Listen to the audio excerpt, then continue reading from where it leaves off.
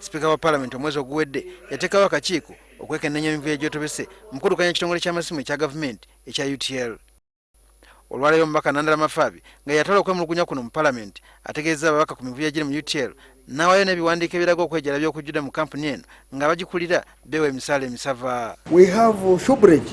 He's paid over $50,000 per month. Director PU called Mwasa, who is getting $1,414 as a director, yet we pay him as a civil servant. That's a criminal act. We have Nambale, who works there as a company secretary. He's paid $90,534,000 per month. Mafaabi agamba nti kampuni eno erimu emivuyo mingi omuli n'okugoba abakozi abamu mu ngeri ekyeyononere ssaako okutunda ebintu byayo. Kati akakiiko kaagala ebintu bya UTL biteekebweko envumbo okutuusa nga okunoonyereza kuwedde. And that's why we're saying, one, the board should quickly be put aside. Two, the management, top management involved in the stealing now should go for leave or be suspended for the time being, because we're saying go aside, we investigate.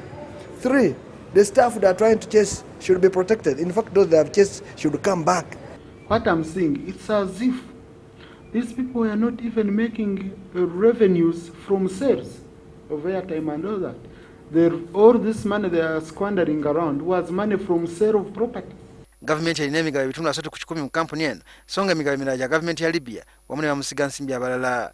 Ebitabo bya kampuni eno bikwatagana ku nnyingiza n'ensaasaanya byakoma okutunulamu abakugu mu 2012. They pay themselves, they pay like rent. You're supposed to deduct withholding tax. Instead, they are paying withholding tax on top of the rent.